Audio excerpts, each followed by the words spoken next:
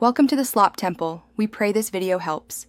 You start by proving identity. Generate an API token and pair it with your email for basic auth.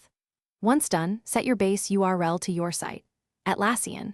Net and verify with a get to /rest/API/3/myself. Make sure authorization. Basic base 64, email token, and accept. Application/JSON headers are present. You're not installing tools, you're verifying access. If the call returns your account details, you can proceed to build requests against issues and other endpoints. Now construct actionable requests. For creating an issue, post to /rest/API/3/issue with a JSON body containing fields. Summary, fields, issue type, ID and fields, project. Key, make sure content type is application/JSON and include any custom field keys exactly as configured. For listings, add start at and max results to page through results, and respect X-rate limit headers. Implement exponential backoff on 429 responses.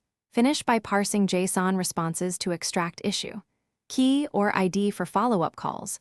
Use put /rest/API/3/issue/ID to update and delete for removals. To stay in sync, register webhooks for issue events or poll with appropriate intervals. Add expand equals query to get nested fields when needed. Make sure to validate field schemas returned by the API before mapping data.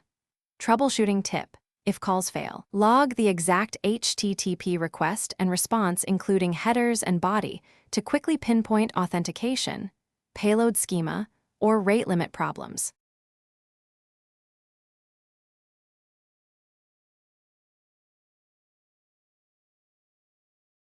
Thanks for watching. Consider subscribing if we helped you.